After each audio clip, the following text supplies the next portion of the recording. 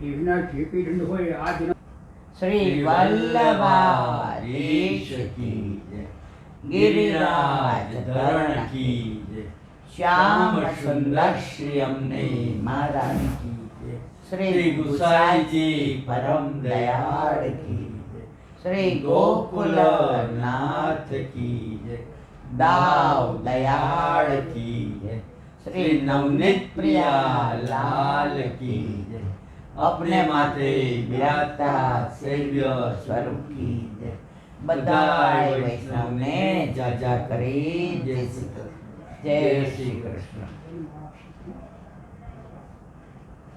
वर्षा ऋतु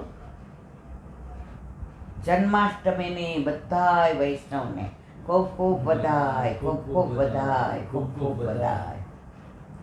વર્ષા ઋતુ વધાઈઓ હિંડોળાના મનોરથ આજે બગીચા નોમ એટલે આપણે પરમ દિવસે જ વાત કરી કે માધુર્ય ભાવથી અને વાત્સલ્ય ભાવથી તો શ્રાવણ મહિનામાં એક બે દિવસ ખાલી ન જાય, કંઈક ને કંઈક ઉત્સવ હોય જ. એમાં આ મહિનાની વિશિષ્ટતા એ કે આપણા જેવા જીવોને શરણે લેવા માટે બ્રહ્મ સંબંધ મંત્રનું પ્રાગટ્ય, યમનાષ્ટકનું પ્રાગટ્ય, અધરમ મધુરમનું પ્રાગટ્ય, સિદ્ધાંત રહસ્યનું પ્રાગટ્ય,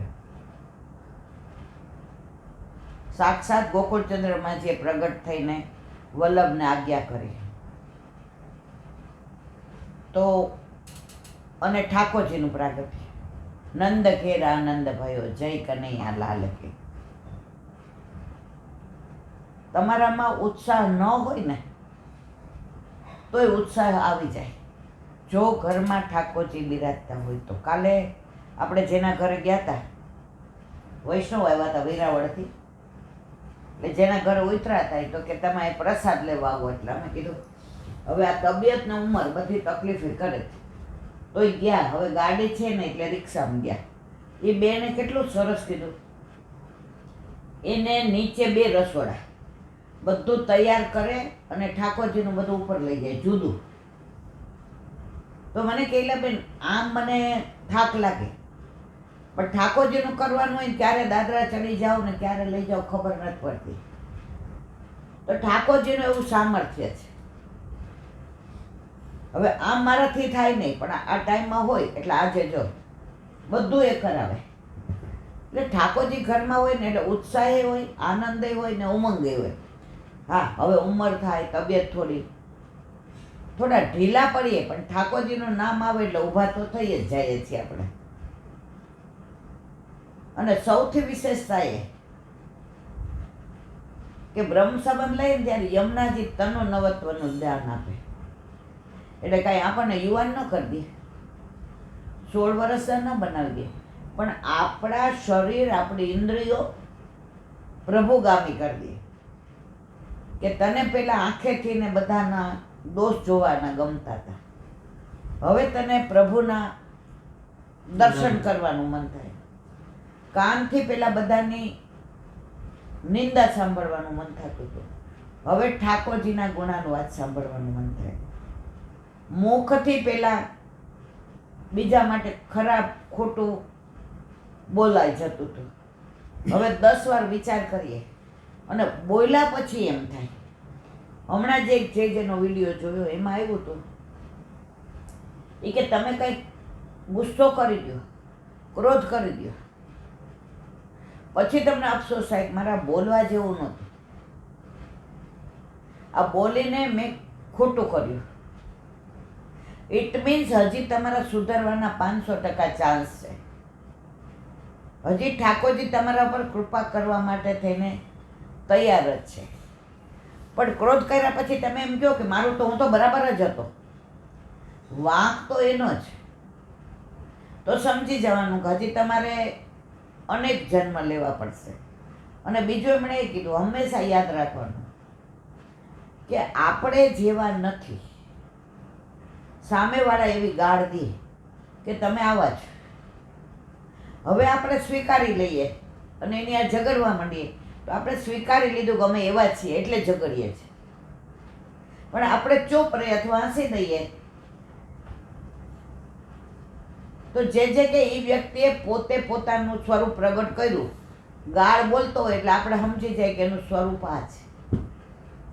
તો આ બધું તમે સમજી જાઓ ને. આજે જ બહુ સરસ એક વાંચ્યું કે સાંભળો. આપણે બધા જાણીએ છીએ કે પૃથ્વીરાજાનું પ્રાગટ્ય થયું ત્યારે વેન રાજાએ બધું યજ્ઞ, હોમ, સારા કાર્યો બધું બંધ કરી દીધું હતું કે બધું હું જ. પૃથ્વીરાજાનું પ્રાગટ્ય થયું, એના ઉપરથી પૃથ્વી નામ પડ્યું. અને પૃથ્વીને સમતલ બનાવવા માટે પૃથ્વીરાજાએ આ બધું કર્યું. આ સમતલ બનાવવાવાળા પૃથ્વીરાજા એટલે પૃથ્વી પડ્યો. પણ આ બધું તો ભાગવતની વાત આપણે જાણીએ, પણ આમાં વિશેષ જે છે તે આ કેવું છે. ધરતીએ અનાજ આપવાનું બંધ કરી દીધું, બેન્જર વાંજણી થઈ ગઈ. હવે પૃથ્વીરાજાએ વિનંતી કરી કે આપ માં થઈને આવું કરશો તો છોકરાઓ શું કરશે? અને માં, આ તો પૃથ્વી, આપના ઉપરથી તો આ પૃથ્વી છે, આ ધરતી છો, આ પ્રભુના પ્રાણ પ્રિયા છે. હવે માં આવું કરે, છોરું કછોરું થાય, માવતર કમાવતર ન થાય, તો આપ કૃપા કરી અને પાછું અમને અનાજ ઉગાડો, ફળ આપો, ફૂલ આપો, વનરાય, વૃક્ષો, વેલી. પૃથ્વીએ કીધું, ધરતીએ, પૃથ્વીરાજા હવે હું નહીં આપું. માં આવું ન બોલશો, અમે તો દોષ કરવા વાળા, પણ ધરતી કેટલું સહન કરે, આપણે કેટલા પાપ કરીએ તો આપણને ચાલવા દે છે. કેટલું લોહી રેડાય છે પૃથ્વી ઉપર તોય ચાલો કોઈ એવું છે.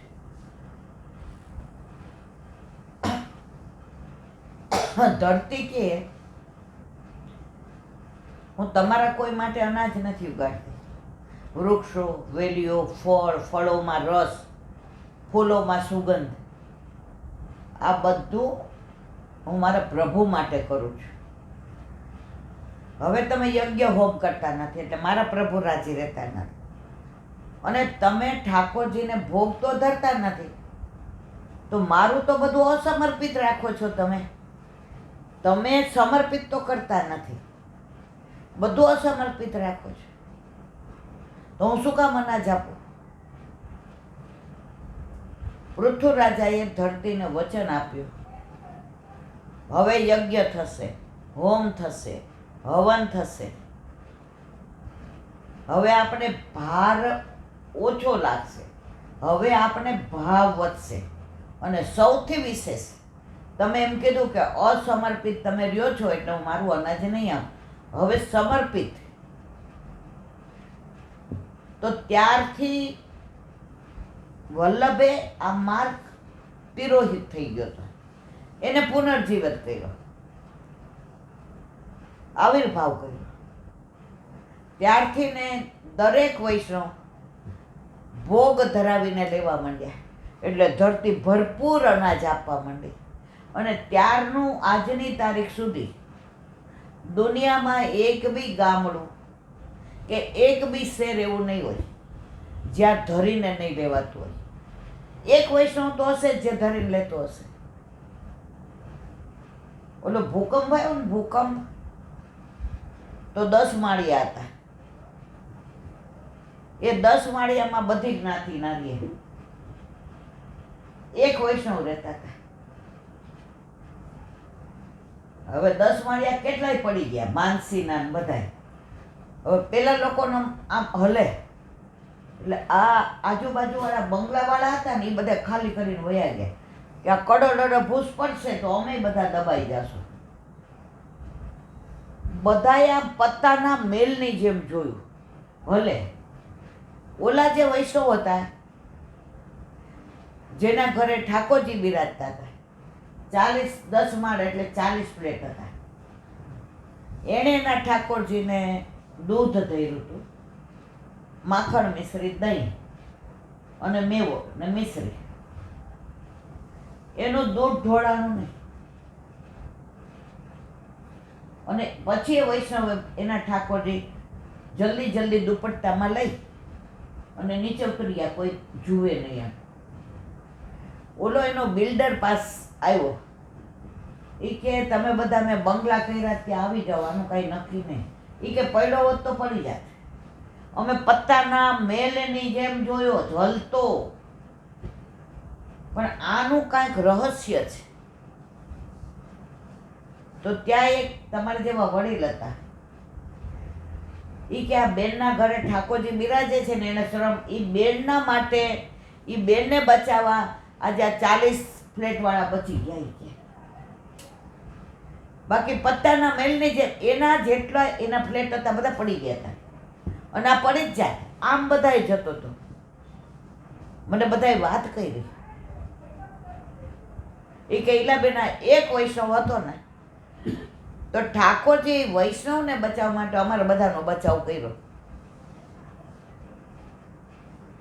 તો આ કોઈ કપોળ કલ્પિત વાર્તા નથી.